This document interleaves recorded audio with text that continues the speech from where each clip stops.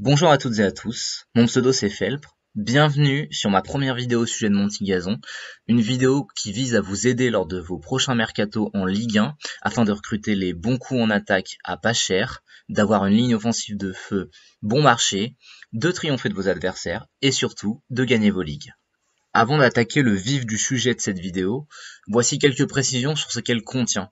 On va parler ici des bons coups en attaque, c'est-à-dire les attaquants pas trop chers dont j'estime qu'ils vont mettre encore quelques buts, et évidemment pas des machines à but que tout le monde veut dans son mercato qui se vendent à des dizaines de millions d'euros, puisque ça je pense que vous les connaissez, vous savez très bien les identifier tout seul.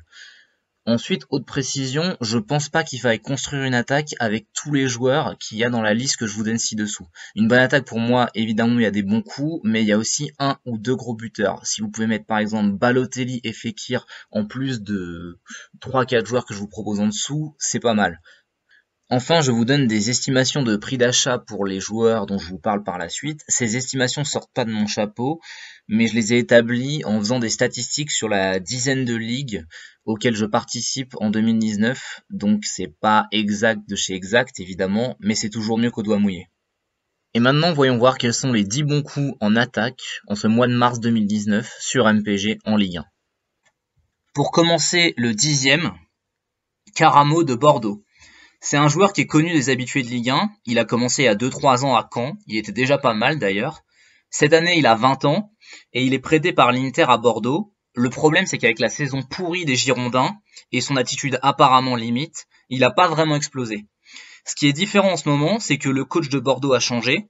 Et donc lui, avec son potentiel, il va peut-être regagner sa place et marquer encore 1 ou 2 buts d'ici la fin de la saison.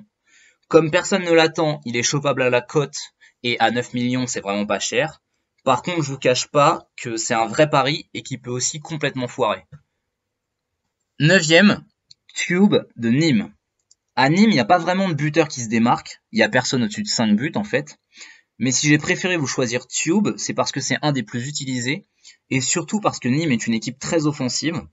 En ce sens, même si lui n'a mis que 3 buts pour l'instant, je pense qu'il va avoir d'autres occasions de marquer d'ici la fin de la saison.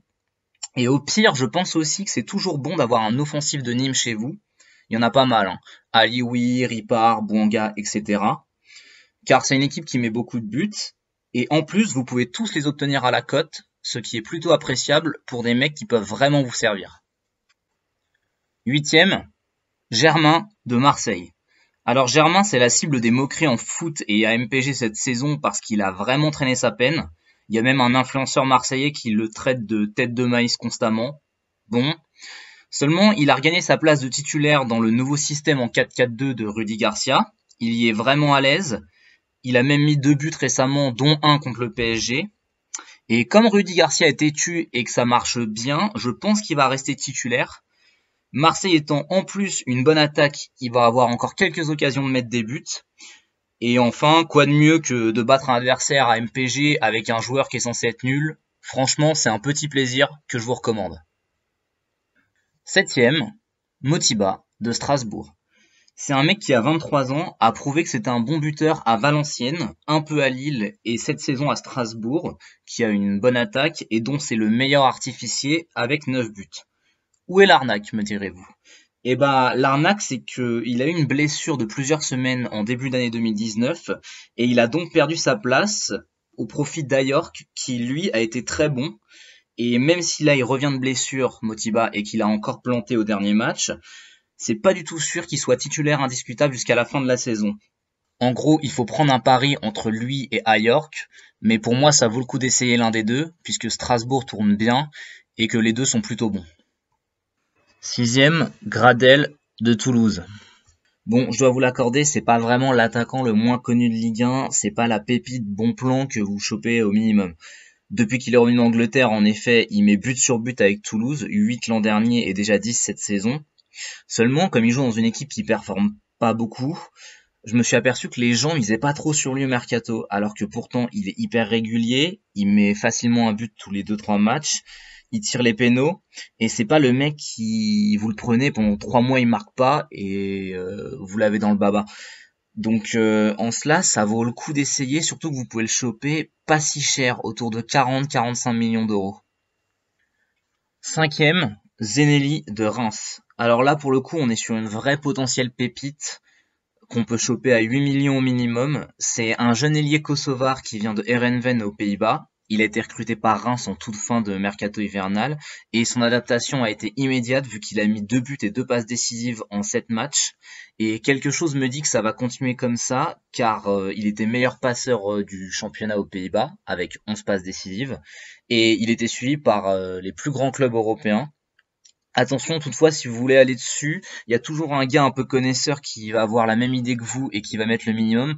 Dans ce cas, c'est bien de mettre 2 ou 3 millions de plus sur la cote, ce que j'aime bien faire pour être sûr de choper ce genre de mec. Quatrième, Baoken d'Angers. Là, vous allez me dire, mais il se moque de nous, ce mec, avec sa vidéo où il veut nous parler de bons coups, et en fait, c'est que des gros attaquants avec des grosses cotes que tout le monde connaît. Alors oui, un peu comme Gradel, Baoken est dans cette catégorie-là, seulement il souffre un peu du même syndrome, c'est-à-dire que c'est un très bon attaquant d'une équipe moyenne, et pour ça les gens misent pas trop sur lui non plus. Et je l'ai vu en faisant pas mal de ligues, qu'en fait on peut l'avoir à très bas coût, voire même parfois au minimum, parce qu'il y a peu de gens qui misent. Or, il est très régulier cette saison, lui aussi il tire les pénaux, donc franchement ça se fait. Et à peu près à 30-35 millions d'euros, il peut être pris, ce qui le rend encore plus intéressant que Gradel, justement. D'où son classement. Troisième, Memphis Depay de Lyon. Là encore, c'est un gars que tout le monde connaît, mais plus personne le prend parce qu'il fait une saison médiocre. Seulement 6 buts. Il a eu une période récente de 3 mois sans marquer. Moi, si je le classe aussi haut, c'est parce que c'est un serial buteur. Il a quand même mis 19 buts la saison dernière. Il joue pour la deuxième meilleure attaque du championnat pour un club qui n'a plus grand chose d'autre à jouer et qui finit très bien ses saisons. Donc je pense qu'il va avoir l'occasion d'en mettre encore 3, 4, voire 5. Ma principale interrogation, c'est la confiance que va lui accorder Genesio, vu que son comportement l'agace et qu'il y a de quoi faire en attaque à Lyon. Après, comme il est au fond du trou de paille, il est vraiment pas cher.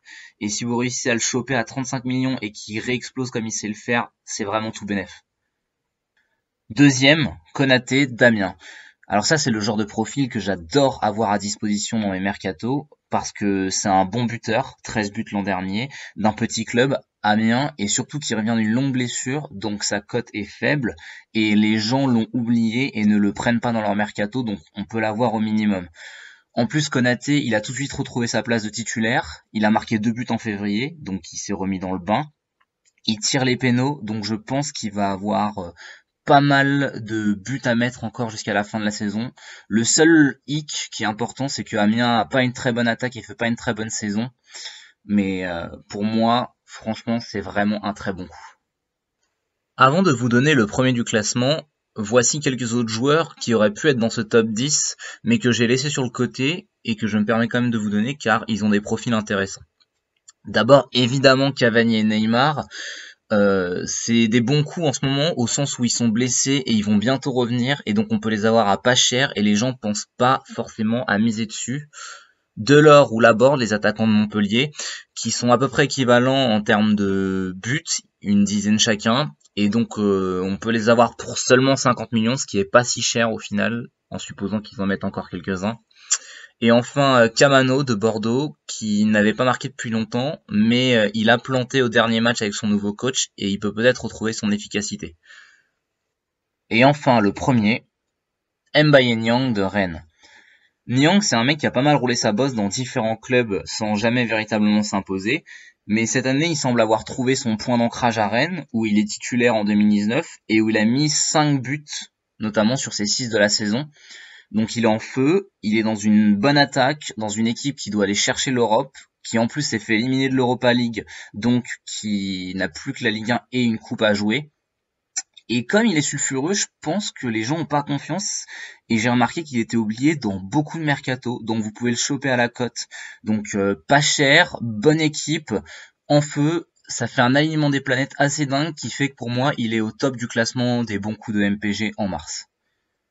Ce top 10 des bons coups en attaque pour MPG en Ligue 1 est maintenant terminé. Je vous remercie d'avoir regardé cette vidéo. Si elle vous a plu, n'hésitez pas à la liker, à la commenter et à la partager. Et si vous avez des remarques à faire, y compris critiques, je serai très heureux de les lire dans les commentaires. Merci à vous et j'espère à bientôt.